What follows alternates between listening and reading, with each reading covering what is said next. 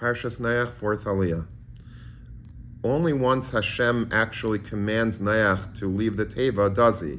He could have left right after the olive branch was brought back by the dove, and he knew that the waters had seceded, but he didn't do that. He waited for God's command, and only then did he and his family exit the Teva. And then he builds a Mizbeach, and he brings on the Mizbeach the sacrifices, the offerings from those kosher animals that were brought with him onto the Teva for that purpose.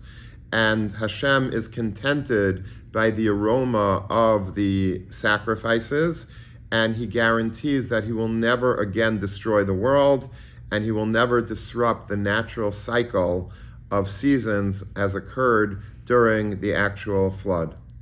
The Aliyah ends with Noach and his sons being blessed by Hashem to be fruitful and to multiply, and Hashem gives a series of laws about how it's forbidden to eat flesh while life is still remaining in the animal. Hashem also commands Noach and humanity as a whole to not murder others, and also a human being is never to take their own life.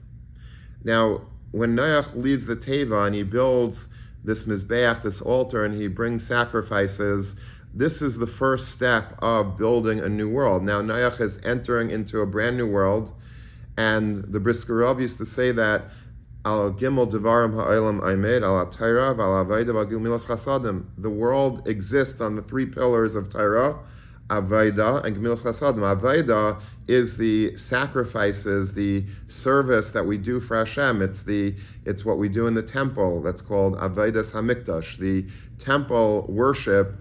And so the very first thing when Noach was setting down the foundations of the new world, besides for engaging in Torah, which he did, and besides for engaging in Gemilas Chasadim, which he will be doing for all future humanity, but he was starting off right by building Mizbeach, by building an altar on which to begin the process of Avodah, the process of worship and service of Hashem. And this is something that has always been the template for Jews throughout the millennia.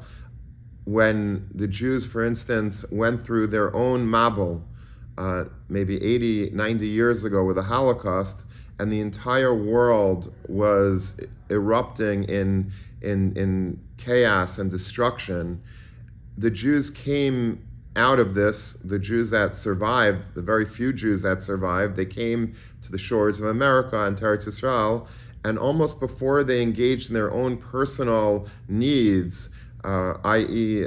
getting parnasa together, being able to feed their families, being able to clothe and shelter themselves, they almost first prioritized building shuls, building yeshivas, building Beis Yaakovs, building kailolim, mikvahs. These were this was how they rebuilt the new world. They understood that the very first thing that we have to do is lay down foundations of Avodah, of Torah, Gemilas Chasadim, and they sacrificed greatly, but they offered up to Hashem their most prized possessions, all their resources and all of their time and all of their efforts were engaged in rebuilding the new world that was destroyed by the enemies.